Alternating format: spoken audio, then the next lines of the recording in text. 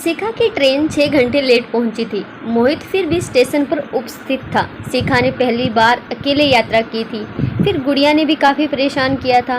मोहित को देखकर उसकी आधी थकान जाती रही। घर पहुंची तो द्वार पर ताला देखकर उसे अचरज हुआ। मोहित ने बताया कि सब लोग विवाह में गए हैं, शाम तक आ जाएंगे। शिखा ने गर्म पानी से स्नान किया, गुड़िया को नहलाकर कपड़े बदले और रसोई में पहुंच गई। फ्रिज खोलकर देखा, न भाजी थी न हॉटकेस में रोटियां। उसे अजीब सा लगा। सबको पता था कि वह 16 घंटों की यात्रा करके आ रही है, फिर ट्रेन भी 6 घंटे देरी से आई, तब भी किसी ने उसके लिए खाना बनाकर नहीं रखा। उसे बहुत ज़ोर से भूख लग रही थी। उसने आलू की सब्जी व परांठे बनाए और मोहित को आवाज़ दी। मोहित ने गर्म परांठे देखकर कहा, मैंने तो दीदी से कहा था कि खाना बनाकर रख देना। शिखा ने सहजता से कहा, विवाह में जाने की हड़बड़ी में समय नहीं मिला होगा। मोहित टूटा से बोला, कौन सा समंदर पार जाना था कि तैयारी में समय लग गया। दीदी भी बस छोड़िए, खाना खाइए। शिखा ऐसे विवादों से दूर ही रहती थी जिनके कारण परिवार में क्लेश उत्पन्न हो। रोहित और मोहित 2 भाई थे। बहन उन दोनों से बड़ी थी, नाम था खुशी। हर समय उसकी जीभ चलती रहती और दूसरों को आहत करती रहती। विवाह के 7 महीने बाद ही मायके आकर बैठ गई थी। ससुराल के नाम से चिढ़ती थी। माँ ने हथेली का फफोला बना रखा था। इस बलबूते पर वह दोनों भावजों पर हुक्म चलाती रहती थी। रोहित की पत्नी नीमा से खुशी जरा दबती थी, क्योंकि वह भी बहुत तेज़ मिजाज थी। खुशी एक कहती तो वह 2 सुनाती। शिखा कभी पलटकर उन्हें जवाब न देती तो वह उसे और भी दबाती। शिखा ने खाने के बर्तन वैसे ही पड़े रहने दिए और अपने कमरे में आ गई। मोहित गुड़िया के साथ खेल रहा था। 1 महीने बाद बेटी से मिला था। शिखा को देखते ही बोला, तुम आराम करो, बहुत थकी हुई लग रही हो, मैं गुड़िया को संभालता हूँ।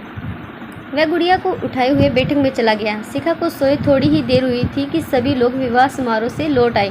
रिंकू पिंकू उसके पलंग पर चढ़कर उसे जगाने लगे। चाची हमारे लिए का लाई हो। शिखा कच्ची नींद से उठ गई। उसे क्रोध तो बहुत आया पर पी गई। नीमा और दीदी दरवाजे के पास खड़ी थी। दीदी ने हंसकर कहा, मुझे तो धैर्य रखना कठिन हो गया, इसीलिए बच्चों से कहा कि चाची को जगा दो। शिखा ने मुंह हाथ धोए, सूटकेस से मिठाई के 2-3 डब्बे निकाले और रिंकू पिंकू को दे दिए। बच्चे मिठाई में मगन हो गए थे। तब तक नीमा चाय ले आई। शिखा ने चाय पीते हुए कहा, माँ और बाबा ने आप सबको शुभकामनाएं भेजी है। बस उसकी सास ने कुछ विचित्र ढंग से कहा, हाँ और क्या।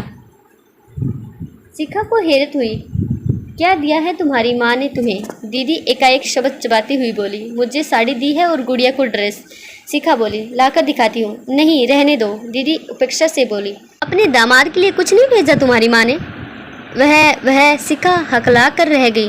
कैसे कहती कि एक साड़ी ही बड़ी कठिनाई से खरीद सके थे उसके पिता। वह तो इसके लिए भी मना कर रही थी, पर उसकी माँ ने कहा था कि तेरी सास क्या कहेगी कि मायके गई तो माँ ने एक साड़ी भी नहीं दी। वह बात यह है कि मेरा बहुत जल्दी में निकलना हुआ ना, ये साड़ी तो पहले से ही लेकर रखी थी। शिखा की समझ में न आया कि क्या कहे, कैसे उन्हें समझाए। दीदी ने माँ की ओर देखकर ठंडी सांस भरी। जब दामाद के लिए वहाँ से कुछ नहीं आया तो हम और तुम किस खेत की मूली हैं। बहू सास ने उसे घूरा, लेन देन की बातें सीखो। अभी पास पड़ोस की औरतें आएंगी, पूछेंगी कि समधन ने क्या भेजा है, तो हम क्या दिखाएंगे उन्हें? ये कहेंगे कि हमारी बहू मायके से खाली हाथ झुलाती वापस आ गई। क्या इज्जत रहेगी हमारी? नीमा भाभी तो मायके से सबके लिए कपड़े लाती हैं। पिछली बार तो सच्चे मोतियों की कंगन लाई थी मेरे लिए।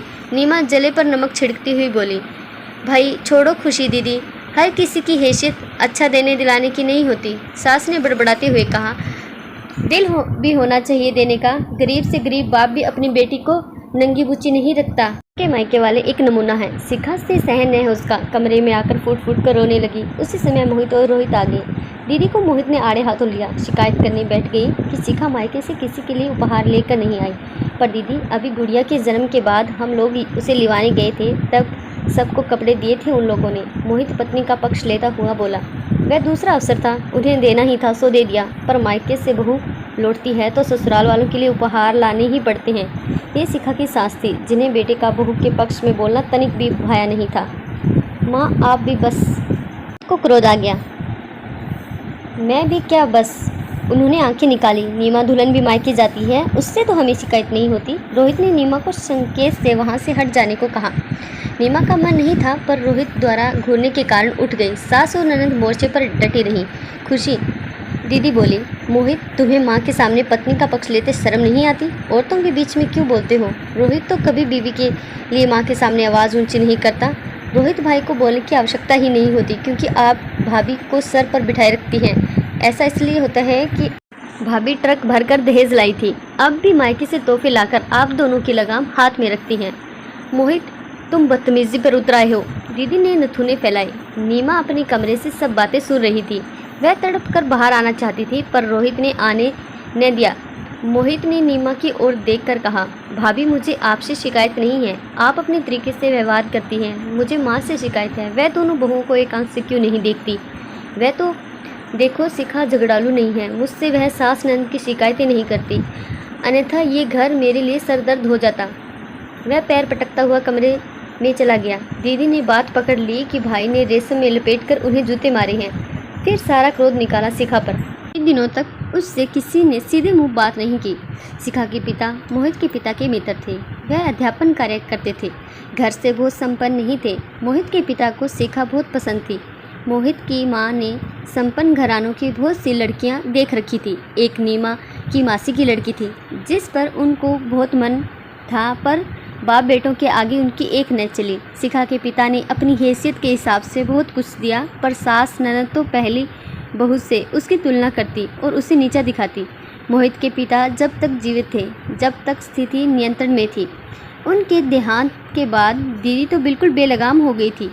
सास भी ताने देने लगी। मई का महीना था। शिखा मायके जाने का प्रोग्राम बना रही थी। नीमा तो बच्चों की छुट्टियां आरंभ होते ही चली गई थी। शिखा को सास ने ये कहकर रोक लिया था कि नीमा के आने के बाद जाना। भला दोनों बहुएं मायके चली जाती तो घर के काम धाम कौन करता? शिखा मन मार कर चुप रह गई थी। जानती थी कि नीमा पूरी गर्मियां गुजार कर ही लौटेगी और उसका जाना न हो पाएगा। पर शिखा के मायके से पत्र आया कि बड़े चाचा और चाची पाकिस्तान से मिलने आ रहे हैं, तुरंत आ जाओ। मोहित के कार्यालय में पत्र आया था। उसने घर आते ही शिखा को तैयारी करने के लिए कहा। दीदी ने सुना तो बोली, शिखा हमारे हिस्से की याद रखना। कैसा हिस्सा? शिखा की समझ में नहीं आया। पाकिस्तान वाले ढेरों तोहफे लाएंगे। पिछली बार तुम कुछ नहीं लाई थी हम लोगों के लिए, अब सब कपड़े वगैरह पहले ही निकाल कर रख लेना। दीदी आप भी कमाल करती हैं। वर्षों से चाचा चाची से हम लोगों का पत्र व्यवहार नहीं था। विभाजन के समय वे लोग पाकिस्तान गए थे। उन्हें क्या पता कि यहाँ कौन कौन भाई भतीजे अथवा दूर पास के संबंधी हैं। वे क्या एक एक के नाम के तोहफे लाएंगे? शिखा ने कहा। सास भवक कर बोली, बहू कमाल की हो तुम, पहले ही पता काट देती हो। हमें तजर्बा है, दूसरों के यहाँ देखा है सो कहते हैं। चौधरी धर्मवीर के बहनोई दुबई से आते हैं तो हर एक के नाम का तोहफा चिट लगा कर लाते हैं। रामास्वामी की बहन कनाडा से आती है तो इत्र की शीशियाँ पर एक एक का नाम लिख कर लाती है। नीमा की नानी पाकिस्तान गई तो वापसी में सब के लिए साड़ियाँ और कमीज़ें लाई। लोग हमसे कहते हैं कि कहाँ नंगे बूचों के घर से लड़की लाई हो। जो शिखा की आंखें भर आई। चुपचाप उठकर वह अपने कमरे में चली गई। मोहित भी उठकर उसके पीछे ही चला गया तो दीदी ने जोर से जोरू का गुलाम कहकर मुंह टेढ़ा कर लिया। शिखा तैयारी कर लो, मैं कल सुबह ही तुम्हें समय घर पहुंचा कर आऊँगा। और हाँ, माँ की बातों को कान पर मत धरा करो। मोहित ने प्रेम से शिखा के बाल सहलाए। शिखा सिसकने लगी। आप तो जानते हैं मेरे घर की हालत क्या है। 1 वर्ष से बाबा बिस्तर पर पड़े हैं। उनका इलाज, छोटे भाइयों की पढ़ाई का खर्च, फिर दादी हमेशा बीमार रहती है। मैं जानता हूँ शिखा, इसीलिए तो तुम्हारा पक्ष लेता हूँ। मोहित का मन शिखा की असहज स्थिति पर पिघला जा रहा था, पर माँ और दीदी समझने का प्रयत्न नहीं करती। मैं हर प्रकार से उन्हें प्रश्न रखने का जतन करती हूँ। खैर, वह लंबी सांस लेकर बोली, इस बार लौटते समय मैं उन लोगों के लिए कुछ न कुछ अवश्य लाऊंगी। उनके ताने मुझसे सहन नहीं होते। मोहित बहुत देर तक शिखा को समझाता रहा, फिर टहलता हुआ दूर तक निकल गया। वह बहुत परेशान था। शिखा पर उसे दया आती थी। मन में कुढ़ते रहने से उसका स्वास्थ्य अच्छा नहीं रहता था। वह फिर माँ बनने वाली थी। मोहित सहसा उसे किसी ने आवाज़ दी। वह चौंका तो नीलम दीदी को अपने सामने खड़ा पाया। वह उसके बचपन के मित्र नकुल की बहन थी। वह उसे अपने घर ले गई। नाश्ते के बाद वह चलने को हुआ तो नीलम दीदी ने पूछा, क्या तुम्हें कोई परेशानी है? मुझे बताओ। नकुल की भांति तुम भी मेरे छोटे भाई हो, मुझसे कुछ न छिपाओ। मोहित ने टालना चाहा पर सफल नहीं हुआ। घर की इतनी छोटी सी बात उसे बाहर बताते अच्छा नहीं लगा। वैसे ये इतनी छोटी बात नहीं है क्योंकि इसके कारण सदैव तुम्हारे घर में कलह होता रहता है, और इतनी बड़ी बात भी नहीं है कि तुम यूं मुंह लटकाए फिरते रहो।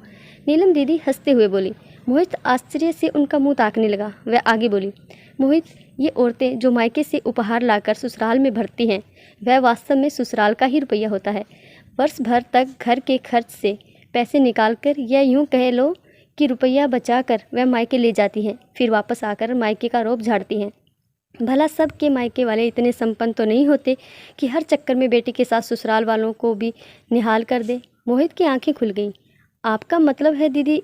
हाँ, नीलम दीदी ने मुस्कुराई। तुम अपनी पत्नी और माँ के मध्य मधुर संबंध बनते देखना चाहते हो तो शिखा की सहायता क्यों नहीं करते? जो कुछ तुम खर्च करोगे वह तुम्हारे ही घर आएगा। बस यूँ समझ लो कि सीधे न पकड़कर हाथ घुमाकर नाक पकड़नी है। ने नीलम दीदी से ही रकम उधार ली और दूसरे दिन शिखा को लेकर निकल पड़ा। एक दिन ससुराल में रुक कर लौटने लगा तो 5,000 रुपये शिखा के हाथ पर रखता हुआ बोला, लौटते समय इस रुपये से माँ, दीदी और भाभी के लिए साड़ियाँ ले आना ताकि उन्हें शिकायत ना हो। पर शिखा बोली, क्या मैं झूठ बोलूं कि मेरे मायके वालों ने ये सब भेजा है? मुझे लेन देन का ये कारोबार वैसे भी पसंद नहीं है। उपहार अपनी इच्छा से और विशेष अवसरों पर दिए जाते हैं, उधार लेकर नहीं दिए जाते, न मांग कर लिए जाते हैं। ये मेरा रुपया है, अर्थात तुम्हारा भी, मोहित ने शिखा को समझाया। और मैंने झूठ बोलने के लिए कब कहा? तुम कहना कि ये उपहार आपके लिए है, बस मायके से लौटी हो तो तुम लाई हो, ये तुम्हारे मायके वालों ने भेजा है, ये उन्हें स्वयं समझने दो। वैसे जहाँ तक मैं माँ और दीदी के स्वभाव को समझता हूँ, वह आम खाने से मतलब रखेंगी, पेट गिनने से नहीं। शिखा, मैं चाहता हूँ माँ और दीदी जो तुम्हारा तिरस्कार करती हैं वह न करे, हमारे घर में शांति हो। तुम नीमा भाभी की भांति माँ की आंख का तारा चाहे न बनो, पर वह तुमको कष्ट न दे। ऐसी छोटी छोटी युक्तियों से यदि परिवार में शांति बनी रहे तो बुराई क्या है? शिखा की आंखों में कृतज्ञता के आंसू भर आए। इस समय जो विचार उसकी आंखों को भिगो गया था वह ये नहीं था कि अब वह सास ननद के तानों से मुक्ति पा जाएंगी। वह तो इस विचार से खुश थी कि मोहित उससे कितना प्यार करता है।